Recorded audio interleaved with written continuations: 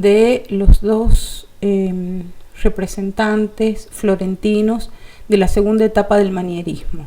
Uno es Bronzino, Agnolo Bronzino. Bronzino es en realidad el apodo, pero es como se lo conoce, que como yo ya les he comentado, es el discípulo de Pontormo. Y el otro representante es Parmigianino. Vamos a empezar viendo la obra de Bronzino y derivando de ella las características propias del manierismo florentino, como les dije, de la segunda etapa. Él, junto con Parmigianino, van a regular, van a normalizar y codificar el estilo manierista. Tiene entre sus obras una serie de retratos, también tiene algunos motivos religiosos y alguna otra obra con motivos de la mitología, ¿no? Míticos, que vamos a ir viendo. Bueno, para empezar podemos ver en esta imagen una figura masculina y unos cuantos. Yo les voy a mostrar, vamos a mirar uno y después vamos a ir viendo las características en todos, ¿no? Podemos ver una figura masculina, un joven que está resuelto con un naturalismo, podríamos decir, es verosímil la figura, lo mismo que la arquitectura. Es una arquitectura, como ustedes verán, de tipo renacentista clásica. Pareciera haber sido diseñada por Brunelleschi, ¿no? por los arquitectos típicos del Renacimiento. Fíjense la parquedad, por llamarlo de alguna manera, del color, ¿no? Esos colores así neutrales en el fondo y la resolución perfecta, digamos, de la perspectiva. Sin embargo, cuando vemos este retrato, podemos ver que tiene algunos aspectos que son de alguna manera fríos, ¿no? Inclusive, aunque está con actitudes en sus manos y su mirada que sale hacia afuera del cuadro, podemos decir que da esa impresión de rigidez y de alguna manera también de altanería, ¿no? Hemos visto entre los artistas del Renacimiento, por ejemplo, a Donatello, que había hecho aquellas esculturas, no sé si recuerdan, en las que aparecían personajes santos, como por ejemplo el San Jorge, personificados como un florentino típico, ¿no? Y se veía esa altanería, ese carácter o esa actitud de soberbia del típico señor florentino. Pero en el caso de Donatello estaba vivo, daba la sensación de que estaba vivo, y en este caso no es que sea una figura muerta, pero es de alguna manera exangüe, ¿no?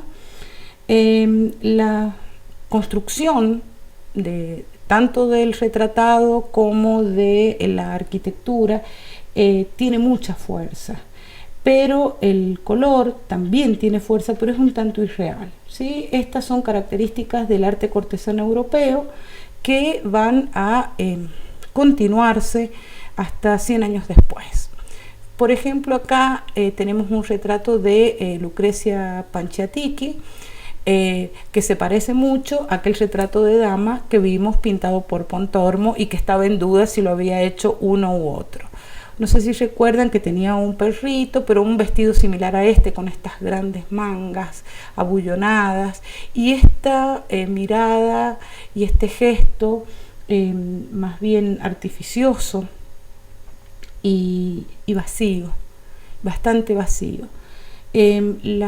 Los retratos de Bronzino son retratos que tienen esta serenidad, les diré, de tipo áulica, muy artificiosa y también preciosista. Ese preciosismo puede verse en los detalles. Esta no es una muy buena foto, pero tal vez esta es mejor de la otra mano, ¿no? En los detalles minuciosos, con un nivel de ejecución muy virtuoso, digamos, virtuosísimo. Estas características, como les digo, estas serenidades y esta cosa preciosista, va a ser el modelo de la retratística europea por mucho tiempo, y eso se debe a que Bronzino logra una especie de arquetipo que se distingue de lo que hacía Pontormo. Recuerden que tiene Pontormo esa linealidad inquieta, y en cambio este otro pintor tiene una construcción muy firme de los volúmenes y muy clara de las luces que no son naturales, luces que son de alguna manera irreales, y frías también, ¿no? Bueno, acá tenemos otro para que vean que los retratos de los jóvenes son excelentísimos retratos con, como les digo, un nivel pictórico sobresaliente e inclusive casi fotográfico en algunos aspectos. Sin embargo, la distancia que nos ponen estos personajes entre ellos y nosotros, digamos, es una distancia muy grande, y esa distancia es social. Son estos caballeros o estas mujeres que con algún grado de dureza, les diré, en la actitud, y ese vacío de la personalidad a la que no podemos nosotros alcanzar. Eso sería como una retracción, son como retraídos de alguna manera. Les muestro otro. Esta es una de las niñas de la familia Medici, porque Bronzino, que estuvo en Roma trabajando después del saco de Roma y después de todos los grandes disturbios y cambios de paradigma del mundo, ¿no? Como ya hablamos, el giro copernicano, la doble moral, el capitalismo que empieza a desarrollarse, y la reforma protestante. Roma se ve de alguna manera quebrada en su estructura y en su ser foco cultural, y nuevamente el foco cultural se traslada a Florencia. Los Medici vuelven otra vez al poder como condottieris, como caballeros y gobernantes, y en la corte de los Medici es donde trabaja Bronzino.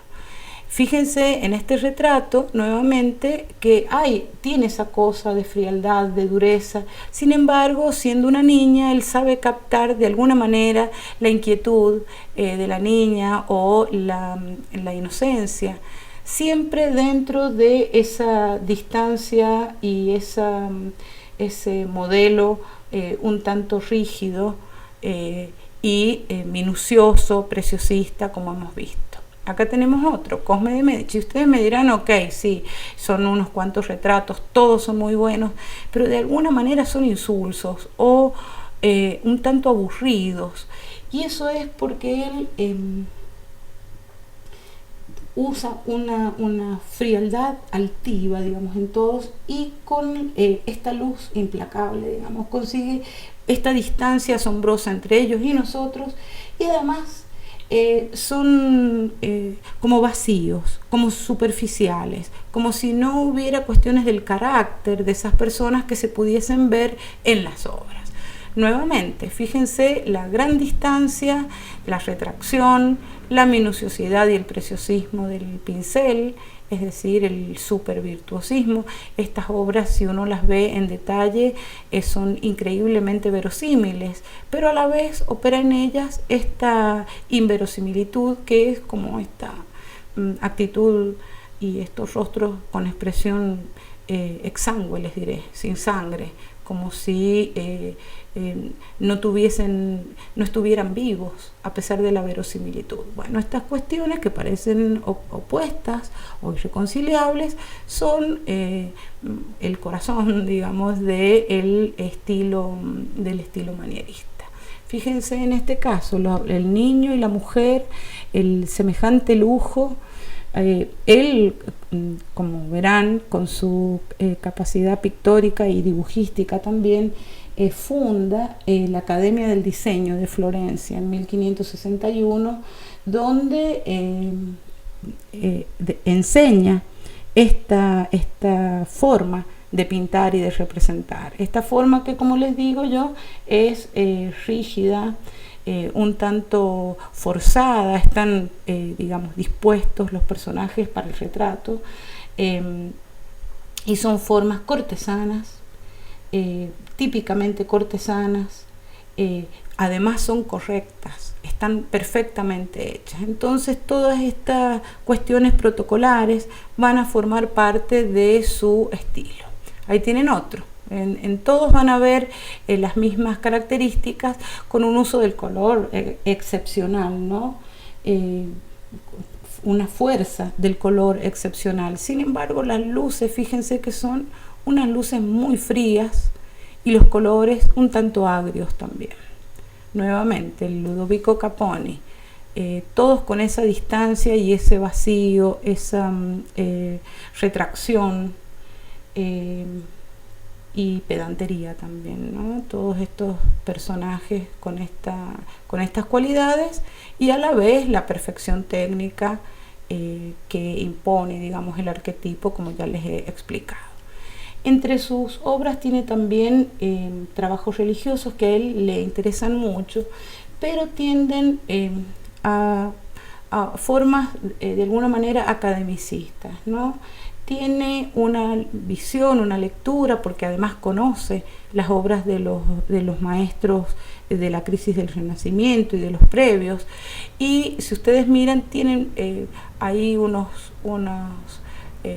recuerdos. Fíjense cómo se parece a la Venus de Milo, por ejemplo, ¿no? Es decir, que ha mirado las formas clásicas, porque él sí toma los modelos clásicos. Él toma los modelos clásicos, pero lo hace de una forma más academicista, un poco más rígidos, como les dije, exangües, como si fuesen gente sin sangre, o de mármol también, parecen como de mármol, y muchas veces, como es el caso aquí del San José, con algún tipo de posición forzada, pero nunca con el extremo expresivo, expresionista que tienen Rosso o Pontormo. No tiene esa espiritualidad de Pontormo ni ese expresionismo de Rosso, sino que más bien es contenido, es tremendamente contenido. Las posiciones en las que se encuentran, fíjense la Venus, iba a decir, la Virgen, que tiene el rostro de la Venus de Milo, el peinado de estos personajes míticos, ¿no? Fíjense ustedes que son como poses aprendidas, poses como para el cuadro y no poses naturales. Acá tenemos una Piedad que la ha hecho entre 1540 y 1545, que si se fijan tiene también pareciera una obra de mármol, las pieles parecen de mármol y los colores son colores muy fríos. Este parecer de mármol lo hace de alguna manera frío y aunque son verosímiles las formas, son verosímiles, se parecen a los referentes, es extremadamente, son representaciones extremadamente figurativas, ¿no? Totalmente. Sin embargo, se ven un poquito, como les decía, con movimientos aprendidos, con formas un poco rígidas, ¿no? Y también cortesanas. La luz que ilumina este cuadro es como si fuera lunar, como si fuera una luz de la luna, una luz blanca, que no es luz diáfana, no es la luz diáfana del pleno renacimiento, porque hay una iluminación que tiene una dirección, pero es una luz como si fuese lunar, muy fría, que con eso acompaña obviamente la sensación fría de la obra en general. En la parte superior ustedes verán unos ángeles que van con los elementos propios de la pasión de Cristo, que es la cruz, la lanza, bueno, la columna donde lo han sacrificado, no sé qué. Pero también es como, de alguna manera, un poco ligera, como está tomado esto, ¿no? Una forma que no tiene la profundidad religiosa, dramática, por ejemplo, de Miguel Ángel. Y no es que no lo haya mirado a Miguel Ángel. Si ustedes ven el Cristo y ven el brazo colgando, lo ven a Miguel Ángel. Sí ha visto la piedad vaticana y la ha tomado, pero lo ha resuelto de otra manera. Lo ha resuelto de una manera muchísimo menos dramática y mucho más elegante, les diré, como si las hiciera más elegantes y les quitara toda esa carga de dramatismo que tienen otros pintores, como por ejemplo Miguel Ángel. Vemos este personaje que ya lo conocemos porque es uno de los personajes que aparece en el descendimiento de la cruz de Pontormo. Recuerden que él es su discípulo y que ha estado trabajando con él. De alguna manera es un homenaje, pero nuevamente incorpora un personaje con un escorzo inestable, con un escorzo que digamos que puede sostenerse en esa posición solo un momento, en un instante, y que es que se puede derribar, digamos, es débil el soporte o el sostén de Cristo. Y tenemos, entre otras cosas, otros personajes que parecen señoras de la sociedad. Fíjense esta señora. Es como si estuviera sorprendida viendo algo, una sorpresa que no tiene ningún tipo de sentimiento. Ustedes piensen que es Cristo muerto y esta es una imagen religiosa. Lo normal sería que estuviese llorando. No, es una señora con cierta pacatería, les diré, y con esta retracción o esta frialdad pedante y cortesana que está observando la obra desde ahí adentro, ¿no? Bueno, estas contradicciones, podríamos decir, son propias del manierismo, pero en este caso está resuelto con tal claridad, digamos, constructiva y con un color tan fuerte y trabajado de una forma tan académica, que nos hace perder de vista que sería, digamos, raro que alguien estuviera mirando las cosas así. Entre las obras increíbles de Bronzino está esta que se llama Alegoría de Venus, o la Alegoría del Triunfo de Venus, o Venus, Cupido, la locura y el tiempo. Esta es una obra muy interesante porque como es una alegoría, tenemos una serie de elementos allí que si no conocemos el cuento, digamos, no podemos saber un poco de qué se trata. Sí, a simple vista vemos que se trata de algo erótico, porque aparece aquí esta mujer desnuda con este Cupido, sabemos porque tiene alas, que se están como queriendo besar y él le está tocando los senos. Pero fíjense en la cola de Cupido, es digamos, está en el límite entre lo sensual y lo erótico ya, ¿no? Porque es raro, es como exagerada esa posición, y una posición rarísima, además apoyado en estos almohadones rosados, en estas telas celestes. Bueno, aparecen acá una tela azul que acorta el espacio desde, es decir, que el fondo está casi pegado a la figura. Las figuras son muy grandes y ocupan casi todo el espacio, como hemos visto en otros manieristas. Aparece un personaje acá muy robusto, como marcando una horizontal muy cerca, digamos, del límite superior del cuadro, y tiene un reloj de arena acá. este personaje es el que representa al tiempo. Por otro lado está la pareja en este acto erótico, y este personaje supuestamente es el placer, que viene a tirarles unos pétalos de rosas, ¿no? Tiene un puñado de pétalos de rosas, y fíjense la picardía del placer mirando a la pareja en esta actitud.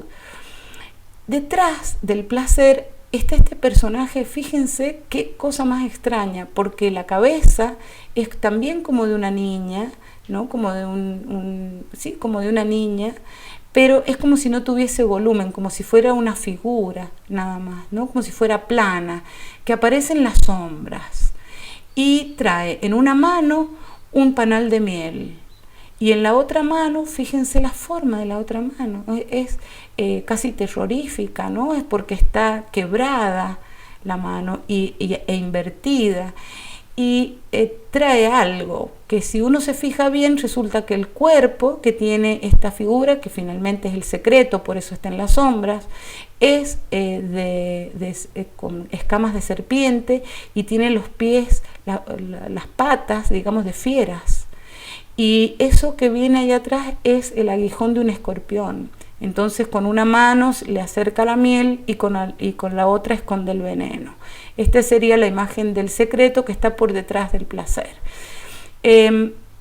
Por otro lado, aparece aquí un personaje que estaría representando a los celos, y que tiene cara pero no tiene cabeza. No tiene cabeza, no tiene memoria, y es bastante desagradable, ¿no? Ese personaje tan en la esquina, ubicado en una esquina, lo mismo que el tiempo, en los extremos. Eso es un tipo de composición manierista que rompe de alguna manera las estructuras que hemos venido viendo del Renacimiento, las estructuras clásicas, pero tiene algo de clasicismo también, ¿no?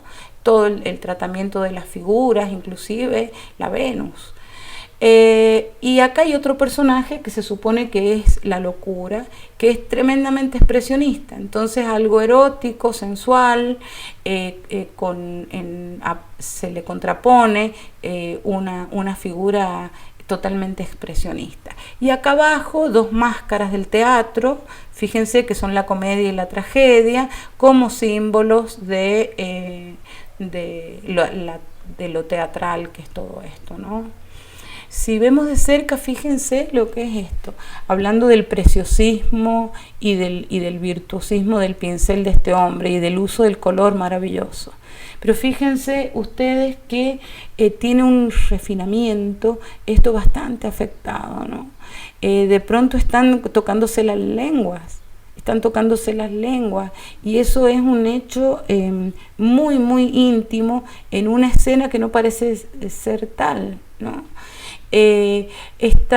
Este juego erótico con estos cuerpos que, como vimos, son cuerpos demasiado tersos, no tienen accidentes, son verosímiles, sí, pero sin embargo los cuerpos humanos tienen otras cosas, otros accidentes, tienen vello, lunares, otras cosas que en este caso han sido generalizadas, han sido limpiadas para llevar al tratamiento de las carnaduras a algo, a una forma totalmente impecable y tersa, ¿no?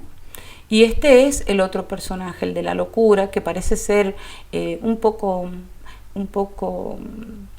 andrógino también, porque unos dicen que es una mujer, otros dicen que es un hombre, pero fíjense cómo cambia el tratamiento pictórico en uno y en otro, dejando entrever en esto más el trabajo del pincel. Fíjense cómo se ve las líneas muchísimo más marcadas para generarle este carácter expresionista, además que es muy oscuro y contrastado, y todos los otros no. Sin embargo, si uno lo ve en el conjunto, medio que se va para el fondo, y en realidad es un fondo que no existe, porque allí tenemos este tela azul que limita cualquier espacialidad y nos exige que hagamos toda la lectura en un espacio que tiene muy pocas dimensiones de profundidad. Otras obras, San Juan Bautista, nuevamente con toda la carga de esta pintura academicista, cortesana. El rostro es el de uno de los Medici, de Cosme de Medici, y una Sagrada Familia que se las quería mostrar por el tipo de imagen arquetípica de la Sagrada Familia, con esta fuerza constructiva y la cierta irrealidad en todo esto. Esto parece las estampitas a las que estamos acostumbrados a ver, ¿no? Y eso es esa creación de arquetipos clarísimos, con los elementos mínimos necesarios, con gran virtuosismo del pincel, y además con una cierta lejanía de cualquier problemática o dramatismo. Esas cosas en el arte de Bronzino no se ven. Eso solamente tenía para comentarle.